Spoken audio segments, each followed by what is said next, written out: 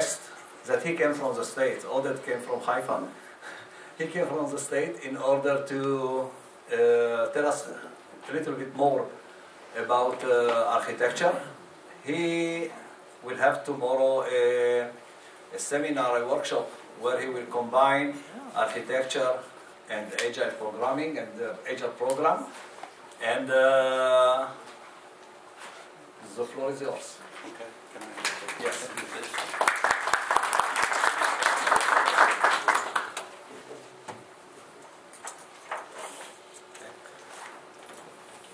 Just a moment, just a moment.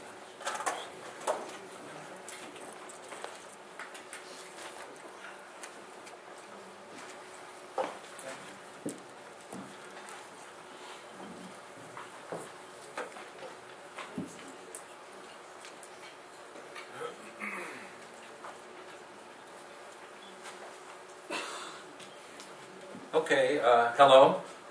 It's good to be here again, and here in Israel. This is my second time here in Israel. And I still believe in software architecture, by the way, too. So I appreciated some of them comments, even though I am involved with the Agile community a lot. And I think that's one of the, probably one of the problems in some of the Agile community is sometimes architecture doesn't get looked at enough. So I've been really challenging that mindset. So I'm hoping to challenge your mindset here some today. I'm going to talk about taming big balls of mud, whatever that means, with agile diligence and hard work. And in fact, another way of looking at it, you could possibly say, is sustainable architecture. So I want to look at how to have sustainable architecture as we go. I mean, maybe you start off with the DevOps, as was talked about, because maybe you're a lean startup and you're trying to do whatever it takes just to survive. So sometimes that is the right way to do things. But then once you become successful, and then you have a lot of competitors, or now the big guys are coming at you, you need to somehow survive in this and have your architecture live for the long run. And a lot of things can affect that. So that'll be some of the things that I talk about today. And I'll try not to talk too fast, but most people I've talked to in Israel have no problem with English, I've noticed. You know, I was in Brazil a couple weeks ago, and so I've learned definitely to pace myself. Japan's probably the only country I really have to really slow down when I talk, relatively. So just to give you a little background, because I think if you know where I evolved from and how I think, it somewhat influenced what I'm going to talk about today. See, I evolved back in the 90s from the University of Illinois Software Architect Group. And I was working with Professor Ralph Johnson, who's one of the Gang of Four authors for the design patterns. And we were really dedicated at that time. I was with these team of people. Ralph Johnson's one of them. And there's people that we did the first commercial refactoring tools. And we were really dedicated to what makes good architecture, what makes good reuse, frameworks, design patterns were being looked at. 3 of the 4 people that were on the design patterns were from IBM, Ralph being the only one that wasn't. And that book, I call it like the Harry Potter of computer science book because it's still selling like 20,000 copies a year. And this is the 20th anniversary. I just got Ralph to go down to Brazil for a special event we had down there at the Agile conference and the 20th anniversary Gang of Four, and we did a patterns conference down there. And which is just unheard of in software books to sell that many copies this many years later. And really, some of the stuff we were looking at is how do you make these good types of architectures? But lo and behold, in fact, one thing I did in my misspent youth, and there I was like 20 years ago. I was very agile at that point. I could really move around a lot. I was a young guy. But I published a paper called Selfish Class. And it really took a bird's eye view from the software side of things on what makes good, reusable software architectures. And so we had written a lot of these. And in fact, it's one of the favorite papers I did. And we had things like low surface to volume ratio. And in the physical world, that's like a sphere.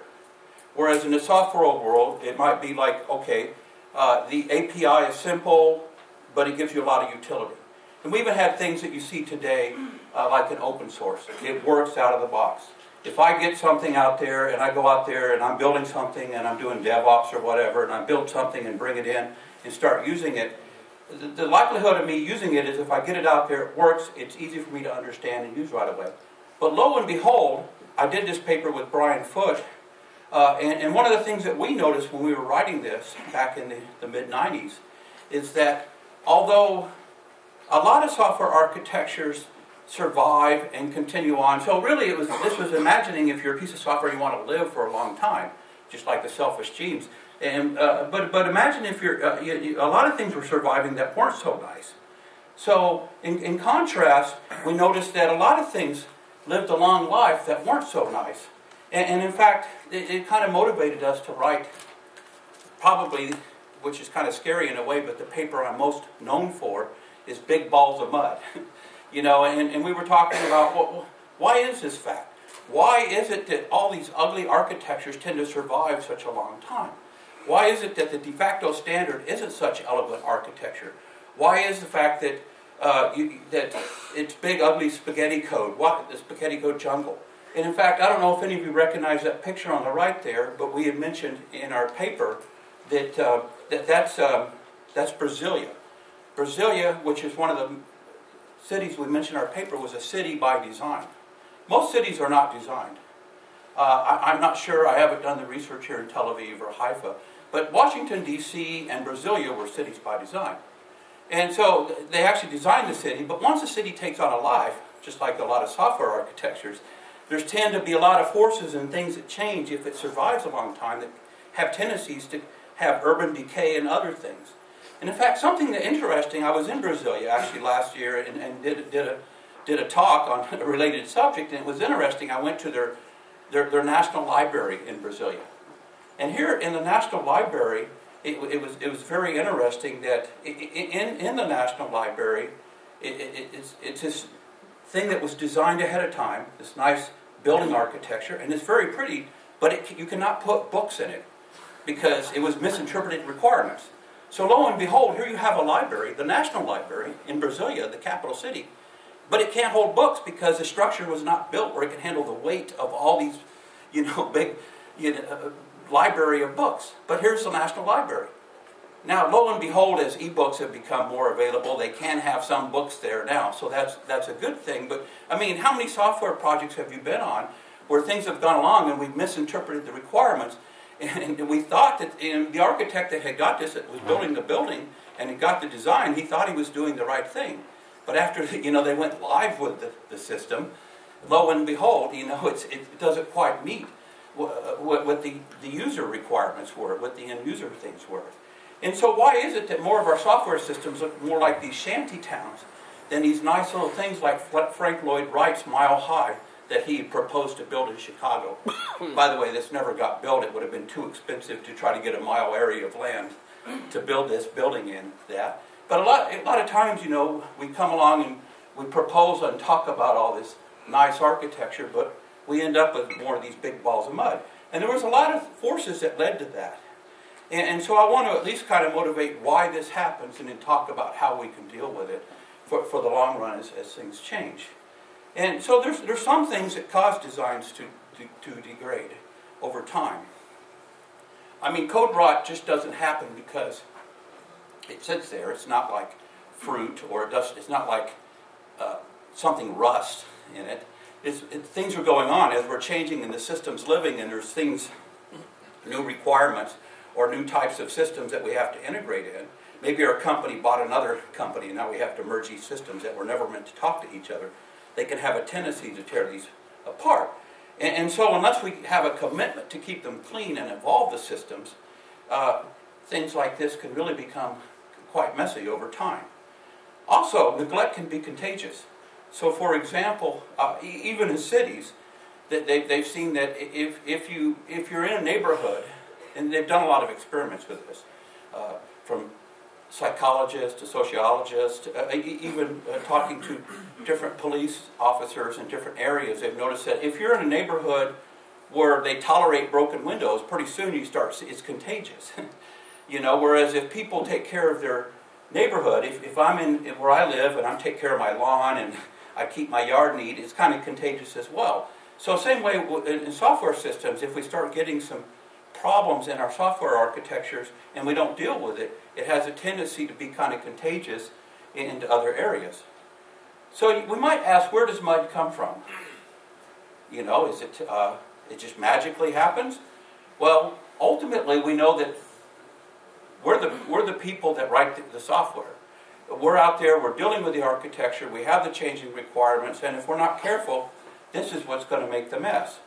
And in fact, three core principles that Brian Foote and I put in our paper that talks about where mud comes from is keep it working, piecemeal growth, and throwaway code. Now, in a lot of Agile practices, these are considered good things. Keep it working. Let's do our 2-week sprints. That's something that's practiced a lot in a lot of Agile types companies. Piecemeal growth. Let's keep evolving the architecture.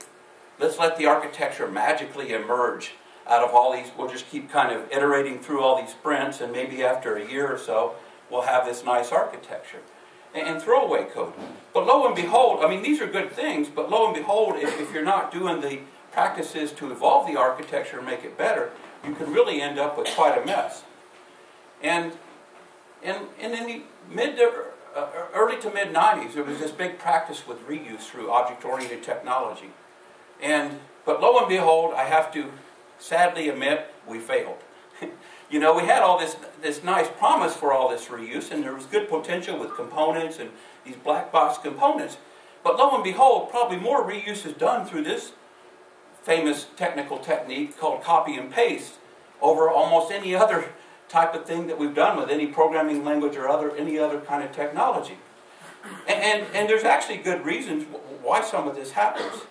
For example, if I say you've hired me on your large company and you brought me in and you say, Joe, okay, we put you through training, you've been here for a couple months now, we've put you through all our different types of courses, you've been on the team for a while, it's time for you to release on these next few sprints. And you need to add some new features. But by the way, don't break anything that's working. And so I'm new and I want to prove myself. And the main architect that was working on this, the person that developed the system, he's either become vice president, or something, or he's even gone to the competing company or gone somewhere else in his career, so he's not even around. So I don't even really have the original person that really understands the core system. But this has been running for quite some time. I have to add a new feature, and I really want to provide value, and I'm doing what it takes, but I don't want to break anything. And so I take a copy of something that's kind of almost doing what I want, but I don't completely understand, and I don't want to break it, so I completely copy it, I paste it, and I do the first thing any good developer does. I take off the original author's name and put my name on it, put version 1.0. So, okay, now I've taken ownership of it. It's now mine. And I do what it takes to make it work. I'm working hard with the requirements, and I know I haven't broken anything because the original software is still there doing what it's doing. But the problem is this can become like a cancer in our software. It's like metastasis of duplicate copies of this thing going on all throughout our code. And if this happens a lot, this can become quite a mess. Also, we've really changed. We heard Odin mention that the fact that we're in a different era now, and we definitely are in a different era. I would call it almost like the age of sampling. Anymore, people are going out there, with cloud computing or other things, we're grabbing things, open source things, and we're gluing them together. Or maybe different companies are merging and we have two different systems, and we're doing what it takes to work. And in fact, even I was at the University of Illinois when Netscape, when Mark Andreessen did the predecessor to Netscape.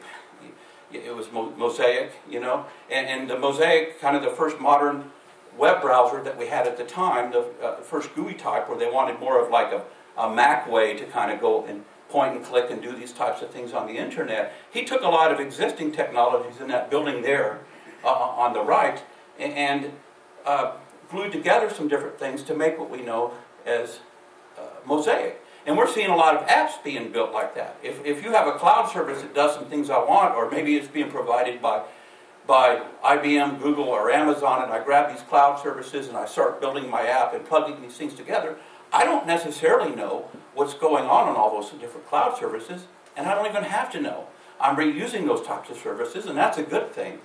But I'm building things that were really never meant to talk together, and then I have to build the ugly glue code in between. So this can create a little bit of a mess. And also, one other reason why big balls of mud are out there is they have a name. I don't know if any of you realize how big Microsoft Windows operating system is, how many lines of code. if any of you would care to guess, or something like Visual Studio. It's about 50 million lines of code. In fact, they even refer to it internally, because I've talked to some of the people inside of Microsoft, as, you know, the big ball of goo type thing.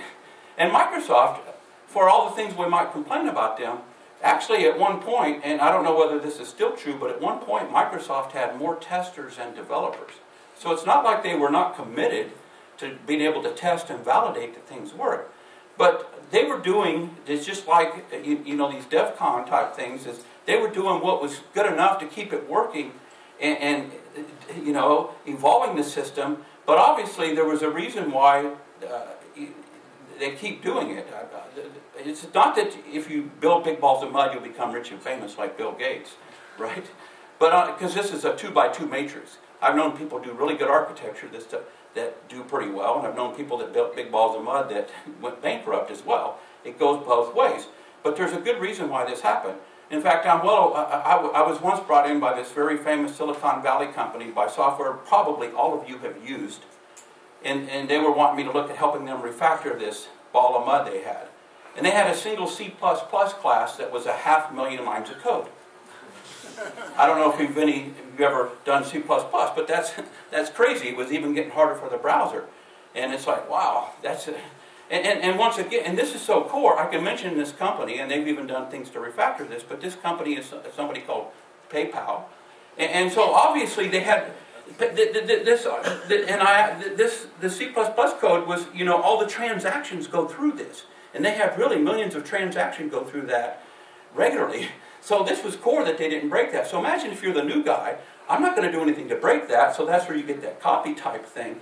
But ultimately it became such a mess where they were having trouble changing it, and they had to actually refactor and evolve it. So there's a lot of good external forces that lead to that. In fact, some of that is even related to what we had heard earlier, is we've really changed the way we're looking at things. I mean, in the old days, we were really more of this corporate computing, mostly, you know, like the old mainframe mini computers, and some of the time sharing, like things we had from IBM. But then we went into personal computers. But now we're kind of evolved to more of this idea of, from that to what I would call ambient computing, because it's just becoming everywhere. And a lot of that's based around the fact that our software architectures are now becoming more app-based or on cloud computing based. So I kind of appreciated hearing some of that as we were getting introduced this morning. But we're really getting to the point where we want things to run anywhere and everywhere that we're at. We want access. I mean, even when I came to the hotel here today, I want my internet access. I was a little disappointed that I couldn't get access here. I suppose if I'm willing to pay a large charge with my phone from the U.S., I could probably get access. But it's to the point where we want to, have different types of things. And all these different types of app things are kind of evolving, and a lot of them are running off cloud. And a lot of our different systems are running off cloud, and this is becoming one of the main resources people are doing our development on. So a lot of our architectures are evolved to be running in cloud computing. A lot of people have called this ubiquitous because, but I don't like the word ubiquitous. I kind of like the word ambient, because ubiquitous means everywhere all at once when you really look at the definition of it. Whereas in ambient, it's all around us and not prominent. A lot of times we're not really aware. It's like ambient lighting. There's lighting up in there, but it's not so, it's not everywhere, but it is all around us. And similarly with all our different devices, it's not everywhere, but it's all around us where we have access to it. And so as we're developing our systems, this can create a little bit of messy architecture. So how can we deal with that? And in fact, if we don't deal with some of this, we end up with something called technical debt. And ultimately, debt's not always a bad thing. For example, last year I was looking at a system down in Brazil for a very large bank down there, and they had a ball of mud, and they were looking at refactoring it, and they brought me in to help them do some of that. And they were a bank. They don't mind debt, as long as it's good debt. But as like the U.S. learned, there is such thing as bad debt. Like some of the banks too big to fail they had in the U.S., is if you don't pay back the debt, there can be a lot of problems. And similarly in software, if we have some of this technical debt, and if we don't clean up our architectures as we're going, we can really have some long-term effects. I mean, where we cannot change the system or handle our new requirements that we need over time. So how can we do this? And we can have some pretty serious consequences if we're not careful. So how about Agile? Can Agile just save us from all this? Can we have these, there's natural things, I mean, maybe we just need to admit the truth that the mud does happen, and what can we do about it to make it better? It's just like a gambler admitting he's got a gambling problem, and then maybe he can do something about it. Well, maybe it's just like a kitchen. Sometimes a kitchen's going to get dirty as we're working, but as long as we don't let it pile up too much, we can have a nice restaurant and keep things going. But it's going to get a little bit dirty as we're cooking things. Similarly in our software systems as we're evolving, but as long as we keep a professional commitment to it, we can do something about it. And Agile was really looked at, really focusing on making things, let's have a better way of doing things. Because the old way didn't seem to be working, the waterfall way, or however we want to look at that. So how about Agile? Can Agile help us? And in fact, Agile has some good things. It was like we're going to continuous attention to technical excellence, good people, refactoring, a lot of testing. That's one thing I really liked about some of the Agile, is it was really committed to really validating the system as it went. But probably my favorite Agile principle, which I think a lot of people miss a lot, is retrospective learning. Constant learning is key. And it's just like the core principle from Lean isn't to go fast. A lot of times I think managers or people think, oh, how can we get our velocity up real high and go real fast with Agile? The goal is not to go fast, it's to have less waste. And even in Japan, who knows with manufacturing, the Lean principles work very well. In one of my past lives, I did some work in manufacturing, and we were really committed to excellence all the way through the process. So quality assurance all the way through. And that's what Lean really means from manufacturing perspectives. Unfortunately, Japan has really missed it on the software side. They're still very waterfall, and they're trying to break into that Agile. But from the manufacturing side, they really got it down well. It's really meant to eliminate waste, so then you can have higher quality with what you're doing. And potentially a side effect is you can go faster, but that really was not the goal of all these Lean things. It was to eliminate waste. And part of that is to learn, constantly look in retrospect and learn and adapt the process. Something that most Agile people, even when I go to a lot of the major Agile conferences, miss. They miss that fact. And in fact, with Agile, they have a lot of these design values focused around that. But a lot of times, people get caught into just doing Agile rather than being Agile. They're just focused on doing the practices. Wow, okay, like one of these very large banks in the U.S., too large to fail, I remember they wanted to be Agile, so what did they do? They went out and hired a bunch of Scrum Masters. Well, that doesn't make you Agile. You can, what's the difference between a project manager or a software team lead and a Scrum Master? About $1,500 in a weekend course. Anybody can do it.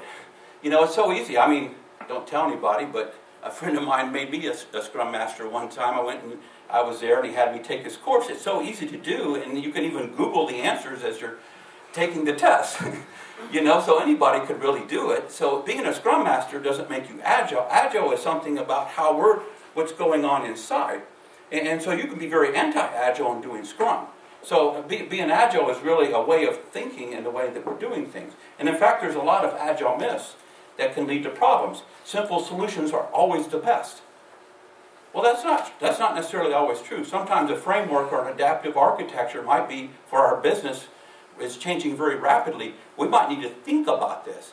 You can still think and do Agile, but a lot of times people miss that point. Oh, we just have to red, green, like in TDD, red, failing test, green, and refactor. And good architecture is just going to emerge. Or don't worry about it. Don't worry about security. Don't worry about performance until way late in the game.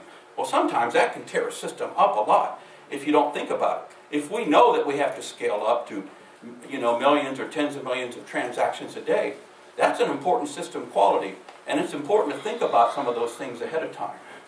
And so sometimes I think something that gets missed is a lot of times Agile people think, don't only worry about this at the last possible moment. But sometimes the last possible moment is not the right way of thinking. What's the most responsible moment to think about this? So what's the most responsible moment to make this architectural decision? Not the last possible. Sure, we could put it off till we're getting ready to release, but that might tear the whole system up and make it hard to get out there. Whereas if we thought about it a few sprints earlier, it wouldn't have tore the system up, and we could have been, if it's important system quality, we could have been thinking about it all the way through and included it as part of our design. So there are some things that Agile that can cause mud as well. And in fact, there's been this craftsmanship type thing. You have people like Bob Martin or Uncle Bob with, oh, let's just force craftsmanship. But the problem with craftsmanship and for quality is really dependent upon whose perspective you're looking at. So when we're really looking at quality, if I'm the CEO or the CFO, I'm more concerned about what is my return on my investment. Does this product go out there? Are the customers happy and we're getting back money compared to the amount of money we had to invest versus what we get back? Whereas if I'm the end user, my definition of quality is, wow, has it got a cool user interface and easy to use? Well, we know if you're one of the auditors, you're thinking of quality from the perspective of security and making sure only the right people do things and we can audit things. Well, that makes it less usable, so those are sometimes competing forces. And whereas a developer from quality, how easy, when you give me the new feature, can I add it? And design, any kind of interesting architecture, more than some simple hello world type system, is always about trade-offs. And when we're making design decisions, we have to find that balance of what's good enough. So if you tell me you need a certain system quality of reliability or performance,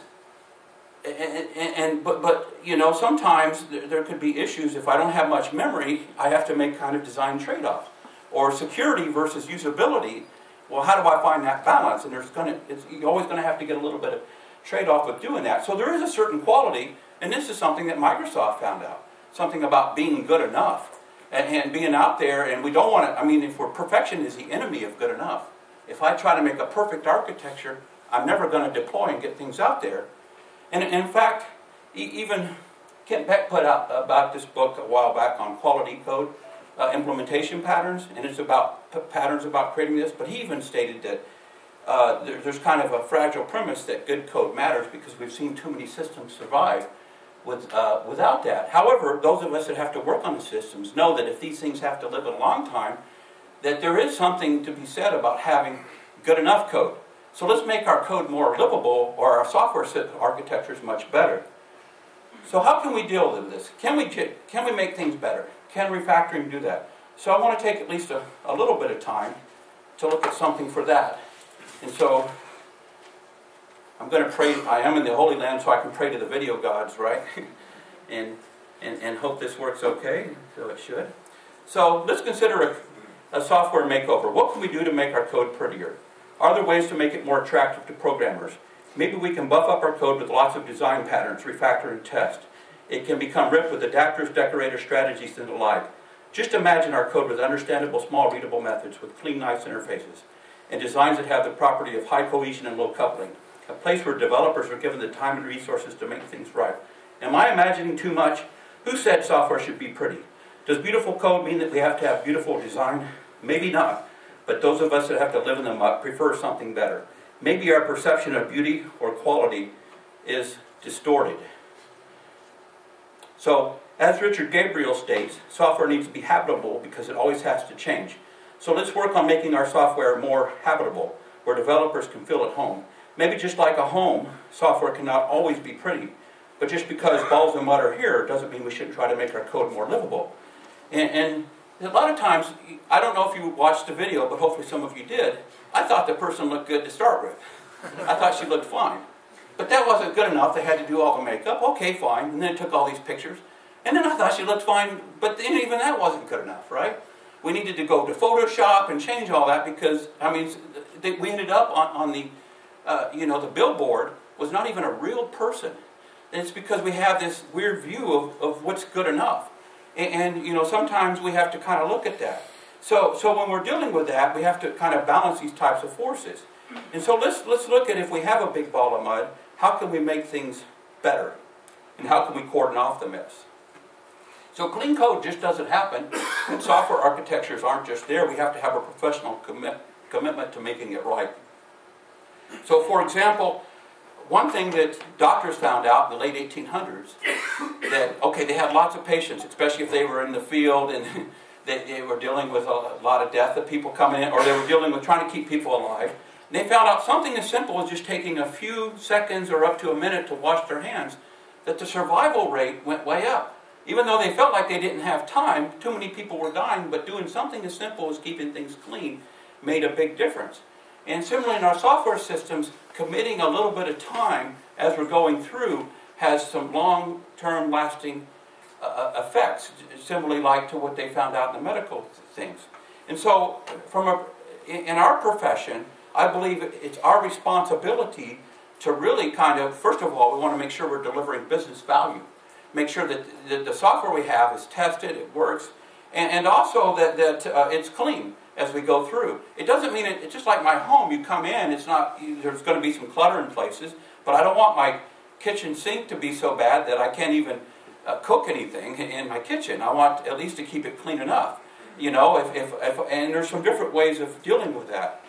And in fact, if we have some legacy, how can we actually make things better? And a lot of companies deal with legacy systems. They had them out there for a long time. And so some people ask, well, Joe, what's your definition of legacy? Code I didn't write, that could be legacy. COBOL, that used to be kind of the old term. Now I hear people telling me about Java legacy, and I remember when Java just first came out, like in the 95, 96 time period, it's like, wow. Now they're calling Java legacy, it's like, wow. You know, pretty soon we're going to have Ruby legacy, and you know, we're going to have Scala legacy. But sometimes after the first release, or once you have the database out there with real data in it, it becomes harder to change the system. And so the main goal with legacy is to, I like to use in the U.S. we have what we call Boy Scouts. I'm sure you have something similar here. I'm not sure what the the Hebrew name is, but basically as a Boy Scout you learn that if you go camping, you always leave the campground at least as good as you had it as you came there, if not better. So if I go camp out and there's a little bit of, somebody else left a little bit of mess in the area I'm camping out, while I'm picking up my mess, I'll go ahead and do a little bit of cleanup there. And that goes a long time, and I'm never going to add to the mess. And there's a lot of different things, like for example, Michael Feathers put out this Working Effectively with Legacy Code that talks about how you can add to the system without making it worse. You sprout methods, you sprout classes. The legacy doesn't get worse. It doesn't necessarily get better, but it doesn't get worse. And the new part of the system can evolve cleanly. And ultimately, if we've cordoned off the mess, we've gotten to the point, if we're not adding to the mess anymore, maybe we have a potential over time, by doing the Boy Scout model a little at a time, we can make things better. And in fact, one of the first patterns that Brian and I wrote in our Big Ball of Mud paper for dealing with mud is we talk about sweeping it under the rug. And in fact, I remember when in the early days when IBM came out with the WebSphere stuff, and a lot of it had to map to a lot of legacy systems that they had out there in the mainframes. And what they did was they did this pattern, is they wrapped up a lot of the mainframe stuff, so all the new stuff you could look at from the Java world from object type of view, so it gave it kind of a nice interface. So it's really kind of building, using like the facade type pattern or something like that to give a nice interface. So as your architecture evolves, it can evolve much more cleanly. And so once we do this and we've cordoned off the mess, our new system can evolve cleanly, and now we know we're not adding new entanglements to the existing system. And so therefore, as we're having to evolve any of the back-end system, now we can potentially do some refactoring and other things and make things better as we go. And one thing about refactoring is, of course, it's dependent upon what your idea of what better is. So understanding code smells or what dirty code is important. In fact, Martin Fowler had, in his refactoring book, that they put a chapter on this, and they have lots of code smells. One thing I did is I put together my top 10 list, because I've noticed that when I've been working with a lot of people out in industry, if you even deal with these top 10 things, as you're evolving the system, you make great strides into mud busting and making things better and keeping the system alive. Things like sloppy layout or dead code or lame names. inappropriate intimacy. And just to give you a feeling of it, like something like lame names, this is a very famous algorithm. All computer scientists have to learn this, usually one of their first years as an undergraduate. People still have to learn this very famous algorithm. Does anybody care to speculate what that's doing? What's that? Quicksort. Wow, they're the first person to get that. Because most people don't get that right away, but that is quicksort. I don't know if you've seen this before or not, but that's very good. You're one of the first persons that's looked at that and got that for quicksort. But that's exactly what it does. Whereas, whereas just naming things are key to things. And so, it's so important to how to name things. Fortunately, there's a lot of easy, this is one of the most safest refactorings you can do.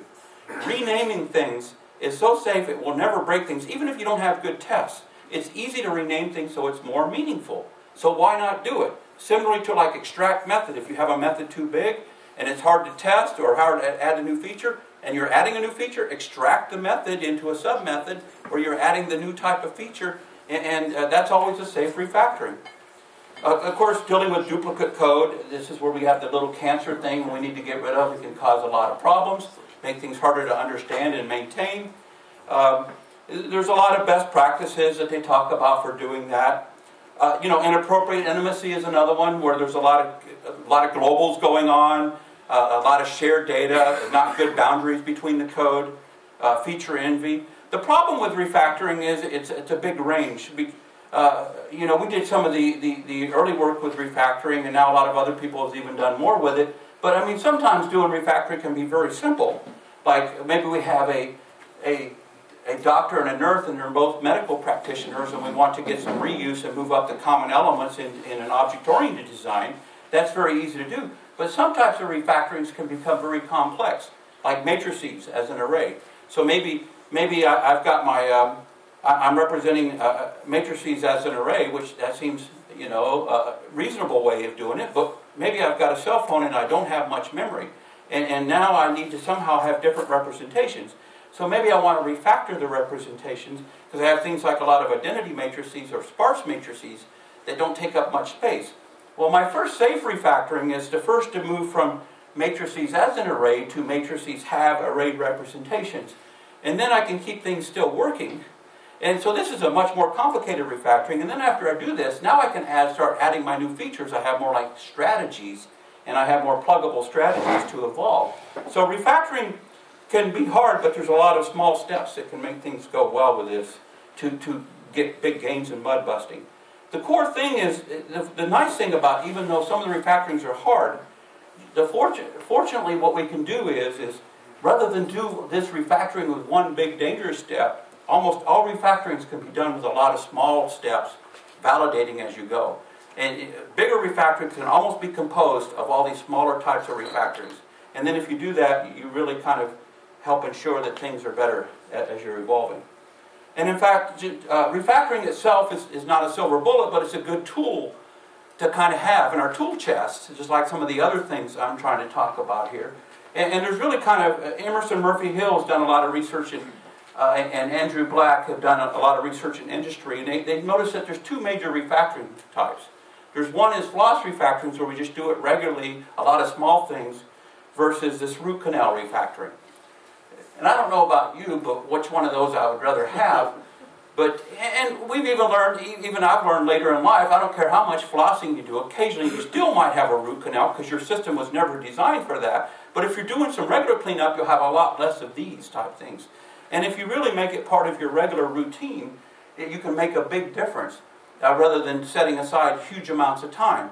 It's definitely a big potential problem if we have to do major refactorings. But there's a lot of little things. If I'm adding new features and I'm changing the architecture, there's a lot of little things I can do to make the architecture a little bit better as I go. And so there's a good time to do it, and there's a time that you want to be careful about doing it. So obviously when you're fixing bugs, sometimes when you fix a bug, you see opportunities in there to, before you fix a bug, you say it's easier if I fix this bug if I move this code over here and then fix that. Sometimes when you're fixing the bug, then you see the duplication, so you fix it, and then you do the refactoring afterwards. Right before a release, you never refactor. That's dangerous. You wait till right after a release. And same way with adding new features. So refactoring is something that can help, but lo and behold, there's some other things that can help us sustain our architecture for the long run. So I want to talk about some of that as well. So being agile doesn't mean that you can't think about architecture. You know, that's a myth. That's an agile myth. And unfortunately, most agilists miss this point. You know, I could call myself, I guess, an agilist in a way, but that's one of my complaints when I go to a lot of the agile conferences. They're focused more on just the quick and dirty type things rather than thinking about the big picture. And it's still, you can still think and be agile. And in fact, what can we do to help sustain our architecture in the long run? Something that Brian Foote and I talked about, we related it to Stuart Brand with how buildings learn, which, by the way, this is a cool coffee table material because it's got a lot of cool pictures. But it really talks about building architectures, and we related our software architectures a lot of times to things like in the physical world. But building architectures, even like this building, they make things that, some things don't change as much as other parts of the building. For example, the site, the plumbing, and all that, that's hard to change. You can change it, but the site's almost impossible to change. You'd have to deconstruct the whole building, right? Sometimes if the house is small enough, you can pick it up and move it to a new site. But it's very rare. Whereas things like the plumbing, once you get it in, you've kind of built the framework there. But you might have other parts of the building, like we want to add an addition on, or we want to split this room or add different types of services with the screens and things like that. Walls that change, different tables and stuff. So our software systems are similar like that. Is we related to, in the shearing layers, we want to find out what parts of our system change from the parts that don't change, and separate that so that when we change the parts that need to change a lot, it doesn't affect the parts that are more stable and have a tendency to tear it up or create bugs. And so there are some different ways in how to factor your system. So you want to respect your software's different layers for the rates of how things are changing. And if we put those things together, for example, we might end up with the fact that we have things that are changing very rapidly and we push them out into data. In fact, sometimes we're seeing metadata become very prevalent in our industry. It used to be a bad word, but now with cloud computing and other things, you almost have to deal with XML and other types of data description type languages for doing this. So I put together earlier this year with a colleague, or no, a couple of years ago with a colleague of mine, Rebecca Wurzbrock, but we were talking about sustaining architectures, and we talked about a couple patterns for helping with this. And one is put a rug at your front door. And in fact, Eric Evans even talks about this with his anti-corruption layer. And really, we have a protected internal system, and we may have a lot of external clients or customers, and rather entangle our system with every types of new requirements that come in. What we can do is kind of have a way of protection area so our internal architecture stays clean, and then we can do, transformations, filtering, other types of cleansing to do that. So we're trying to protect this internal architecture and keep it clean and getting muddied from the external systems. And so when you're wiping your feet at your front door, in fact, I worked on a system where we did this for a company out by San Jose in Silicon Valley, but we had these protected internal components, and we had a lot of different customer type requirements. And so to protect that, what we would do is we had some different adapters and facades, and we'd bring things in, and these were little mediator type things, and they would filter and cleanse, and then it would map it to the way our internal architecture is, keeping us from having to entangle with all the different, we had hundreds of different external clients that had all these different types of ways of needing to talk to our system. They couldn't change all their systems exactly to talk to ours, so by writing this little type things, we can make our system really clean. And another one you can do is if you're doing repetitive things. In fact, most of your big software vendors help do this for you. I can remember with, if you have GUI builders or all these different types of things, it's called paving over the wagon trail. Make repetitive tasks easier. Even like one of the things I'm going to talk about tomorrow with the ultimate of agility, letting your users do the work, sometimes adaptive object model architectures are a way of doing that. And we're seeing more and more of this, DSL, domain-specific language, or maybe have a lot of templates and ways that you can add new types of features and keep the internals types of clean. So there are some different types of practices that can help us as we're evolving our architecture. It won't completely eliminate a little bit of dirtiness, but that takes a commitment from us, but it can at least kind of keep our architecture more clean, and therefore as we're adding new customers or clients, or now our company merges with another, there's some different things we can do to kind of protect our system as we go. And in fact, something that can also help, and something I've worked on recently with a couple of these characters here, the one is from the SEI, Paul Emerson is the guy on the right, and he's from the equivalent of the Federal Reserve in the U.S. in Brazil. So I'm not sure what they call it in Brazil, or some kind of national bank type thing. I can't remember the exact words for it in Brazil. But when he's working on this, is that they're really committed to, let's keep a constant look at the architecture as we evolve it. So even during the weekly, 2-week sprints, 1 or 2 week or 3 week sprints, we can even make it part of our development environment where we're looking at the architecture. If we have a persistent layer and we want to prevent SQL injection, and we want to make sure all users are going through this persistent layer, because it's got the security and other types of protections for helping us with that, we kind of watch as the software is being wrote to see if people are missing that. It could be because we've hired new people, they don't understand the architecture, maybe we need to train them. Or it's not meant to be the architecture police. So if everybody's having to always go around our framework, maybe there's a problem with our framework, and we need to refactor and make it better. We can get that feedback. Hopefully we can automate a lot of that. We can look at different things and from that perspective. Though you can't always automate it, but you automate as much as you can. So as we're going and we're trying to sustain our architecture for the long run, it's important that we follow through and pay attention. And it really takes a commitment for us and a lot of hard work. But it can be done. But I mean, that's what makes some of this work interesting anyway. None of us are afraid of hard work. That's why, if we're doing this type of thing, that's why they pay us the big bucks, right? But it takes a commitment, and you have to be diligent about what you're doing to be able to do this.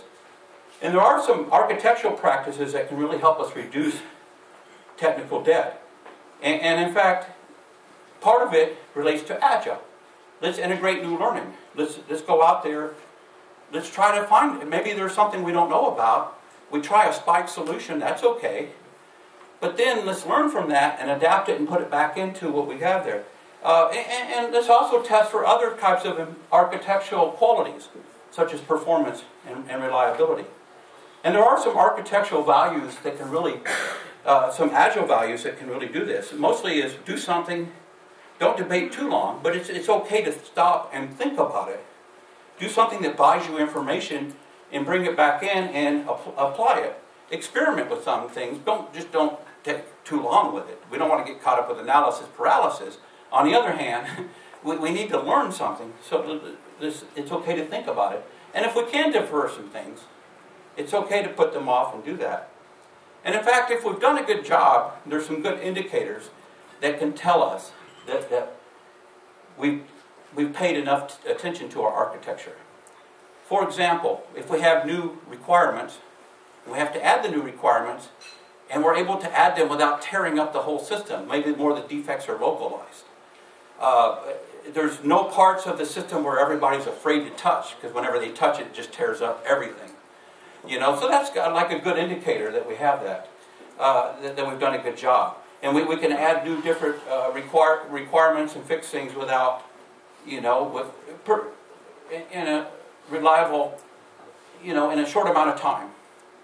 So to kind of finish up here and hopefully kind of challenge your mindset for the day from architecture, when you're trying to be agile, one of the things about agile is the agile mindset. So if we really want to be agile, whatever being agile means, agile isn't just practicing some different types of processes. And in fact, when you really look at the Agile Manifesto that was put together, about 12 or 13 years ago now, 2001, whenever they did it, and one of the things it talked about is we were really dedicated to having good people doing the right thing. And it's not that we're against process, but process itself doesn't make you agile. But we can use different processes and adapt and learn. And for example, it's just like if Scrum works fine, but maybe we need to, I've known a lot of people that take a modified version of Scrum and Lean to kind of do things and kind of adapt because they learn things. So when Agile is not just like, okay, I'm going to do Scrum, we're going to have stand-ups exactly like this, and that's going to make me Agile.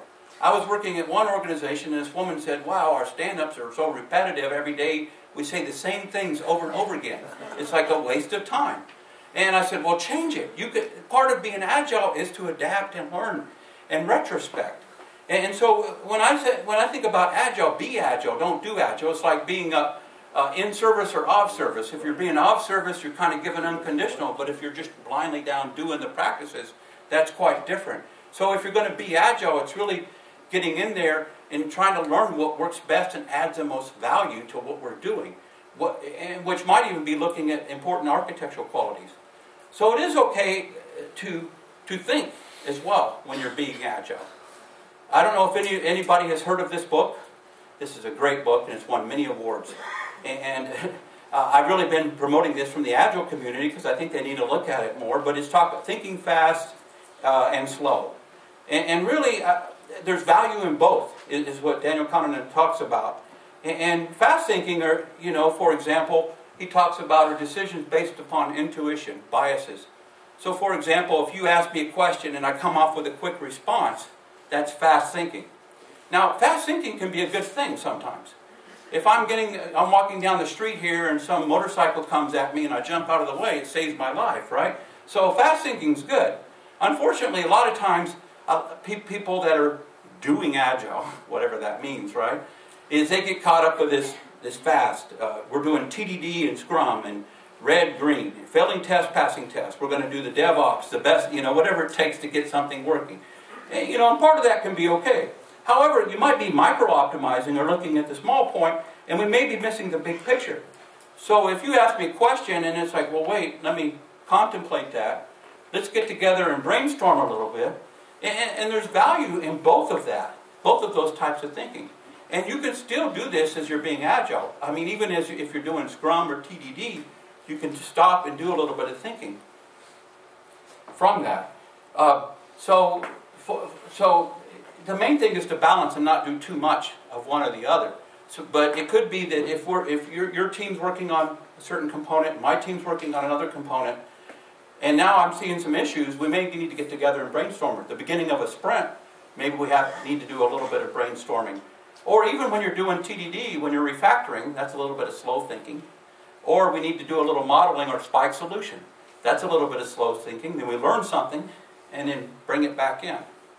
So there's value in doing both. And I would highly recommend that book.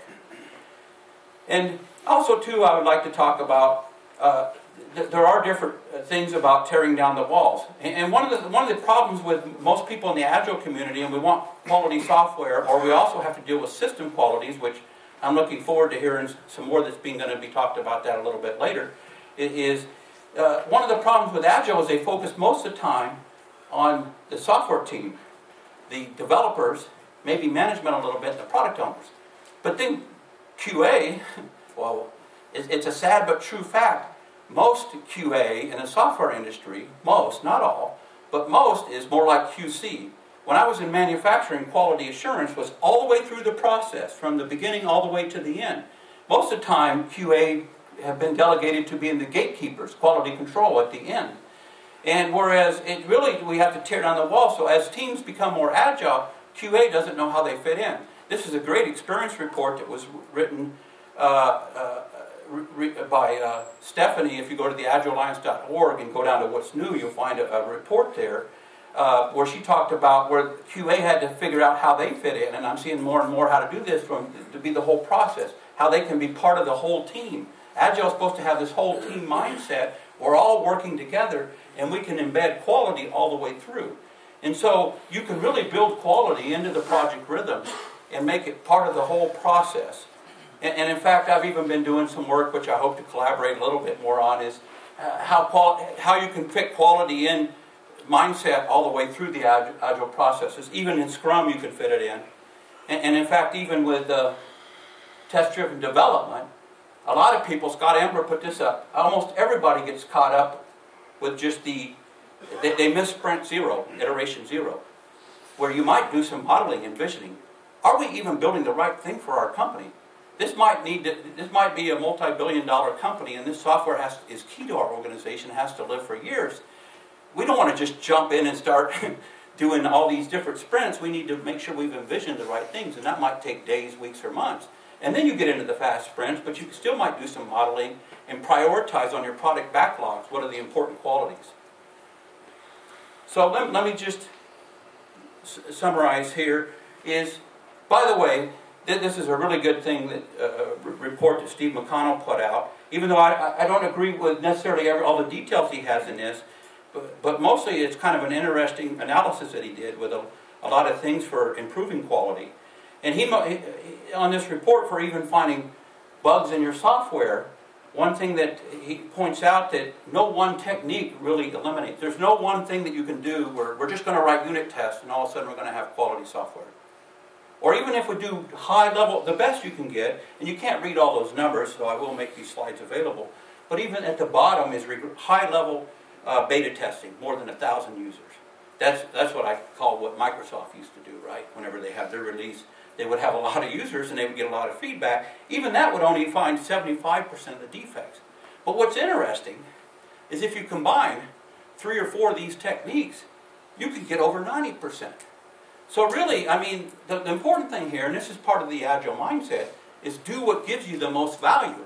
And so it's okay to, I mean, unit tests are okay. I don't know if his idea of unit tests are the same as what I think of as unit tests, because I think he has there on unit tests only 30%, but maybe it's because his conception of unit tests is quite different.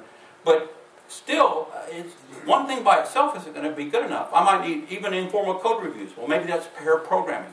Or maybe that's the team informally getting together and kind of looking over each other's software as we're going. It could be we have more formal design reviews. We mix a few different things with some beta testing and all this. We can get more quality. So indeed, there are some ways we can drain the swamp and potentially escape from the spaghetti code jungle. We can make things better, but it takes a lot of commitment and hard work. So as one of my heroes in life, Fred Brooks, always said, there are no silver bullets. And definitely, I agree with that. However, there might be some silver buckshots and promising attacks is what Fred Brooks talks about with it. And so there are a lot of things that we can do to hold off the werewolves and make life a lot better for us. We can make our life more manageable and make our software architectures more habitable. So there is some hope, but it takes a dedicated to work, a commitment to hard work, constant learning, good people, but you have to still have a lot of diligence. On the other hand, we wrote the Big Ball of Mud paper 15 years ago, but people still tell me in industry it's really kind of the most successful architecture still today, right or wrong. And so maybe mud is why, maybe because the state of the art that we have, the way that we're still pretty new in our industry, 60 or 70 years old, maybe 50 years from now we look back and say, well, wait, that cloud and, using functional programming with objects was just a wrong way to think about things. Maybe if we had a much better way of thinking about things, we wouldn't have all this mess. But maybe because of our, we get a lot of accidental complexity, and maybe mud is why Agile is here, because it gives us a better way of dealing with that. So anyway, that's really what I had for you today. I started out by it takes a village. These were the people I worked with, but over time there's been a lot of other people I've collaborated with or been influenced by for my mindset. So anyway, I would just like to say toda, thanks, and hopefully thank you very much for Joseph, and we shall have the pleasure to hear you tomorrow all day. Okay. So thank you, and I will switch to Hebrew for a moment. Okay. אנחנו נצא להפסקה ונחזור חזרה ב-10:50.